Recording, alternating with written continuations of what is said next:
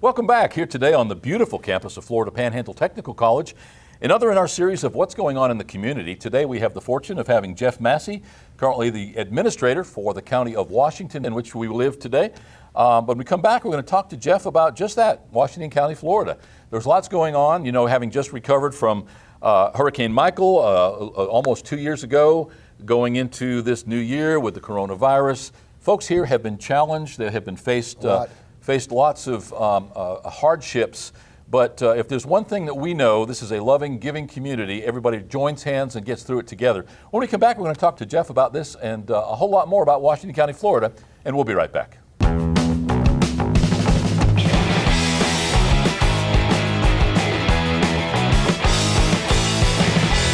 Welcome back. As mentioned, our guest today is Jeff Massey, administrator for Washington County. Thanks for taking the time. I know you guys are going crazy right now, and I know you're busy, so thank you for being here. Challenging time. Yeah, it is. Well, you say that so calmly, and it's kind of like a duck on a lake. You see him serenely gliding along underneath. Yeah. Yeah, I know, and it's a lot like that. But we've here in Washington County, we have been through some ordeals over the past couple of years, and prior to Michael, our plan was to get the county debt free. And we were moving towards that, and we were right on our plan to be there. And then Michael hit. And so we all know about the devastation it caused in our surrounding counties and in this county. Fortunately, we weren't hit as hard as some of our sister counties, but it was still pretty devastating to us. If you look from the central part of our county eastward, there wasn't much difference than what happened to Lynn Haven and Jackson County. And so it was quite a challenge, but we thought ahead about this, and the board had a lot of vision, and so we had contractors in place. So prior to Michael coming, and when we saw this is imminent, when we gathered these folks and said, okay, here's our game plan. This thing's going to hit somewhere in here, but we're going to get it. What are we going to do? How are we going to do it? So after the storm moved through, it was like that. And we had response teams on the ground because literally, and I was at the EOC as it hit in the middle of the day, literally you couldn't get anywhere. It was just the trees and the lines and everything. As you mentioned earlier, our citizens in this community, it's pretty amazing, really. These guys are out before I can even get my guy, and I had a plan. They're out, they're moving and doing stuff, and it aided us a lot. We didn't encourage it because we don't know if the power lines are hot. But they were going to do it anyway. The people are resilient, and they're going to do this. So here comes Michael, and we had our people in place, so we immediately had our debris moving, and when they said that we had to chip the debris to reduce the volume. You can't just take this loose volume, and there's many other things that don't work with just taking it loose, fire hazards and stuff like that. So when we saw that we had to chip it, I thought, well, where are these chips going? Well, we're going to have to take them to the landfill. All right, well, how much are they charging you? So I looked at that and I said, well, wait a minute. So I called the state, and we have a site right here. And so our company came in and ground them. They paid the county to dispose of the chips. And so that ended up being about $1.5 million that went to Washington County. That was unbudgeted revenue. So instead of an expense, you put it on the plus side of the column. Right, and that's the way our board thinks. They understand this, and it didn't hurt for me being an old garbage man and being in that business, so I understood what we had to do.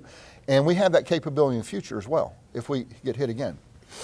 I think that you underscore exactly what our message probably is to the viewer today, and that's that your sitting board of county commissioners is made up in large part of businessmen. They Correct. Are folks who write paychecks to employees every day. They are folks who buy goods and services every day. Mm-hmm. They are folks who are on the other side, and they receive funding for whatever their business product that they sell. So they know the everyday ramifications of the profit and loss statement. Absolutely, yeah. They know that you can't spend money that you don't have, and they also are sensitive to taxation. Would you agree with all that? I would, and I can tell you the upside for me in that scenario is that it makes my job a little bit easier because they allow me, I understand business and how it works. For 30 years I was in the private sector, and so they allow me to think that way. Now, there are some differences. I mean, they are elected officials, and we do answer to the taxpayers of this county, of course. But I think there's a good mix there to where you can be smart and do what common sense tells you to do, because this isn't going to work, we know. And then there's some things you have to really look at from a different perspective, because every person in this county has some different need. But they're all voters, they're all taxpayers, and they all need to be heard. So that mix is what is making us successful, I believe. So when we hit the ground on Michael, and I think if anybody that drove around the Panhandle would see that we were probably one of the first counties that had our roads cleared. So what happens after Michael? Because here's what I saw. Everybody, it was devastating. I mean, people were displaced, don't have homes, and we didn't have as much of that in our county, but other folks did. So everybody saw the devastation and the mess, and had to deal with all the traffic issues and cleanup and everything else. I saw on the top side, that's easy to see. What's not so easy to see is the bottom side and the opportunity it creates. As bad as Michael was, it created opportunities for funding. So, when that started to raise its head, the board and I looked at each other and says, you know what, we have to get in front of the right people to get Washington County's funding opportunities. We're not going to do it if we just sit here.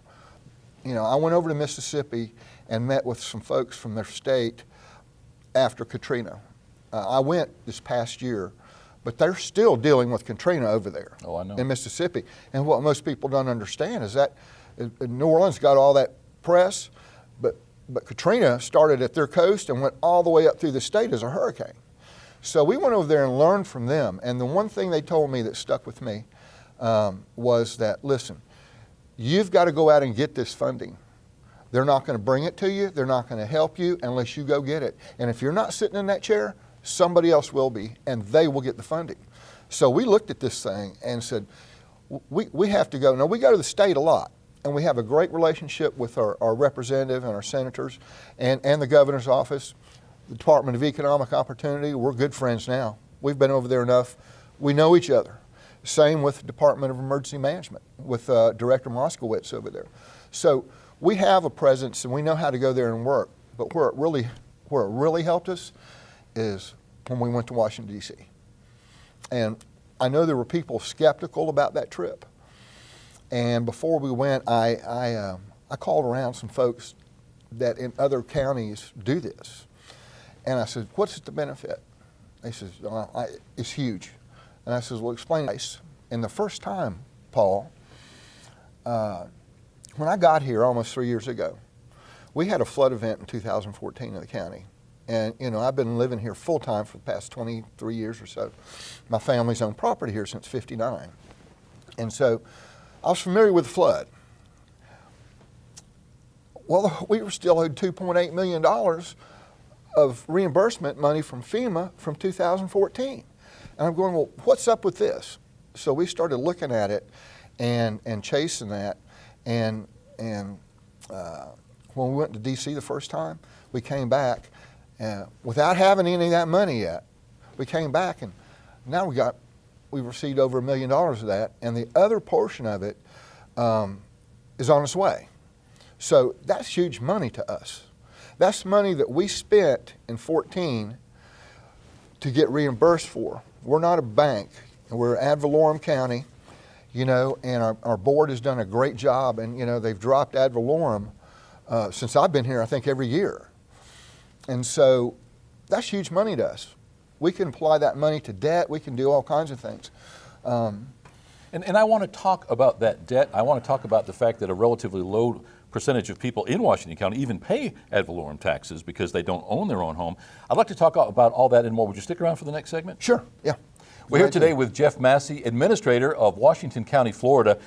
I think you have to agree that there's some great information here. This is not a politically motivated show, but when you start talking about county and state government, politics play a part in that. I think for the very first time in a long time, we've got a non-political sitting Board of County Commissioners, and we're going to talk about that and more when we come back talking to Jeff Massey. We'll be right back.